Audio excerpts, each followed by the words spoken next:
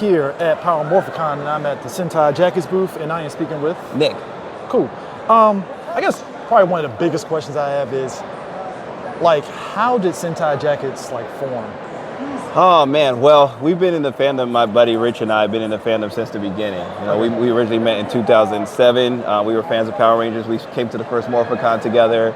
We were cosplayers. Oh, so you were here in 07? Oh yeah, I think I was here. I just didn't. That was my first one. I lived out here in California, so I went to it. So I think I was just more shell shocked at seeing everything, so then paying attention. So I didn't know y'all guys were there. Oh yeah. We were probably in cosplay running around at some point, but you know, this was a more smaller convention, you know. So, but as the years went on, I moved to Japan, so I was living over there. I still live over there. We started to import some of the Japanese jackets and things like that. So Sentai Jackets kind of took off, kind of just created itself in that aspect. Okay. I attribute it to Rich. That's his brainchild. You know, starting this off. You know, he had a wild, crazy idea, and I said, okay, let's run with it.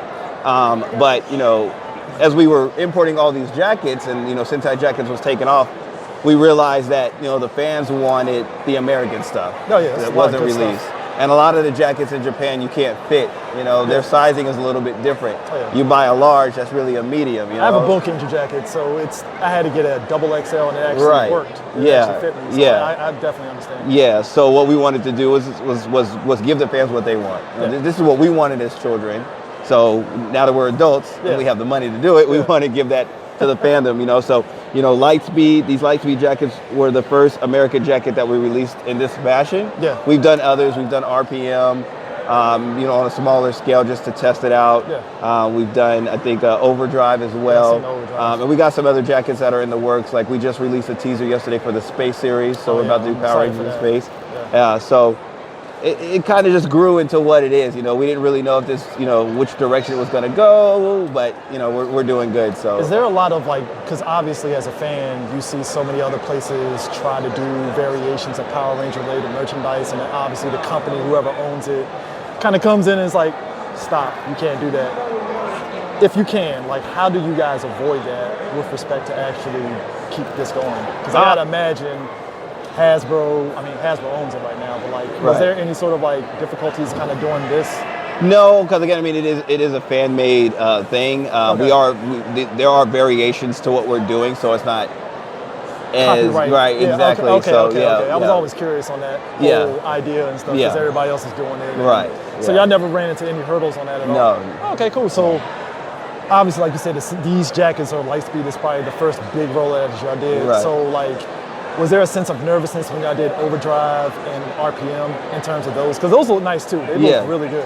No, not really. I mean, that's why we kind of started small just to get the fans' feedback on what they wanted to see. Okay. So we didn't do as many of those. Yeah. But when we were doing those, all we kept hearing was Lightspeed, Lightspeed, Lightspeed. Oh, yeah. And over the years, everywhere we were going, Lightspeed. So we were like, okay, if that's what they want, let's try to give them that, you know? And the thing about the Lightspeed jackets is that essentially, the jackets are all the same. The only thing that's different on them are the patches and, you know, what accessories you put on them. So if you get one of our jackets, you just bought 6 jackets. You have pretty 6 cosplays. You just need to get the patches for each Ranger. They're interchangeable. So that was the added to kind of push us to do it because there was less of a risk factor doing 6 different costumes and seeing which ones would sell. You have a jacket that, like I said, I wore this when it snowed in our DC area, and it felt very comfortable and warm, and you know, and it, like I said, rain hit it just like a regular rain jacket. And I actually like the quality of it. Was that something that you guys kind of went into it with in terms of the quality of the jackets? Oh, for sure. For sure. When Rich was talking about these jackets, when we sat down and talked about them, his thing was that he wanted these to be fully functional jackets. Yeah.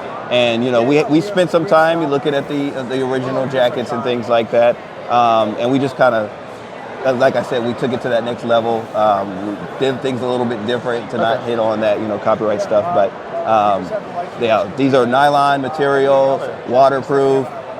3M reflective material on them, 11 functioning pockets. I mean, like I said, I live in Japan. Me and my wife were wearing these out in Tokyo, you know what I'm saying, getting looks as we're walking down the street. You know, people thinking we're heroes or something out there, but no, these are usable jackets. So you don't have to just hang in your closet. You know, we can all do the spandex suits. That's great. You know, but we can't walk down the But I street. like the civilian aspect of Exactly. it. You just walk in because somebody, I had the Red Ranger patch, and somebody was like, "Are you a flyer?" Yeah, exactly. I was like, "No, Right. This is a costume." It was like, "All right," but I like that. It Exactly. It really shows out and stuff. Right. Past that, like, what was sort of like, obviously when you did Lightspeed, like, how did y'all go into actually doing the patches? Well, not the patches, obviously, that's from the show. But like some of the accessories, like, you know, that, like, how did that go? Like, was that something that y'all obviously kind of went into deliberately past just doing stuff, just the patches? Yes, so again, we wanted to give the fans that added bonus to getting the jacket. So like when we launched these, we for our pre-orders, we included starter packs, Lightspeed starter packs. And in that starter pack, it had the whistle, the carabiner, you know, the flashlight and all that kind of stuff. So that was a limited thing we did. We try to add on that special bonus when we're like at shows too. So like the carabiner, if you buy one at the show today or at the con here this weekend, you're gonna get a carabiner. But that's not normally something that would be included in it. So just a little added bonus to it. No, I definitely enjoy it. Now, obviously, can you explain, like, for your in-space stuff, can you actually divulge, like, what kind of encompasses the visual looks? Is it going to be pretty much the same quality as this? Like, how is that going to be? I can't speak too much on that because, you know, so I don't want to really, you know what I'm saying? But we are definitely going to stay true to what you saw on the show. Okay. I mean, are you just as excited for that? Oh, yes. I mean, that was another one of my favorite seasons. Selwyn Ward, TJ, that's my Ranger right there. So you already know I'm gonna be wearing blue. No, we're definitely looking forward to it. We're very excited. We've already, like I said, we released a teaser on our Facebook for that series. So go check us out we're Sentai Jackets on everything. So go check us out. But yeah, we're looking forward to that one. How has the actors for Lightspeed's response been to these jackets? Oh, phenomenal. Like our friend, our Rich's girlfriend was standing over there with her, you know, her back to one of the actresses, and she thought she was actually her. You know, she thought that was the actress from the show. So I mean, they were blown away. Like I said, we kind of were communicating with them as we were doing this because we wanted to pay homage to them.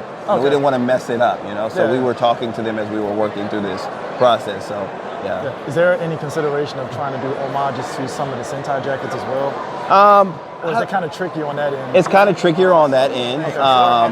Again, that's why we kind of shifted away from doing the Sentai jackets, right? Well, the Bandai of Japan. Bandai of Japan. Yeah, so I mean, but that's not completely off the table for us to. But just try to find a remix, I guess. Try to remix it in such a way, just like these. Right. If the demand is there for a season, we would definitely do that. Okay, cool. Look, trust me, man. I feel as a kid. I mean, obviously, when I watched Lightspeed, I was a little bit more older. Yeah. But like, these are something that like I would have never thought to ever this will ever happen. Like, you see it on TV, and you're like, man, I wish I had that, and you just forget about it. So when I saw that, I was like, no way. Hey, if you would have talked to me 5 years ago, I'd have told you were crazy if we were going to make Lightspeed jackets. Look, like, this has been a process. Pandemic, I bought the Bukinger red jacket, and I was happy to have that. But it was like that feeling of having that jacket. Yes.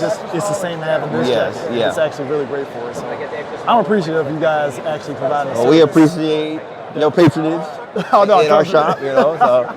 Well, I appreciate you taking the time to talk to me. Anytime. This is great, and catch you guys later. Yeah.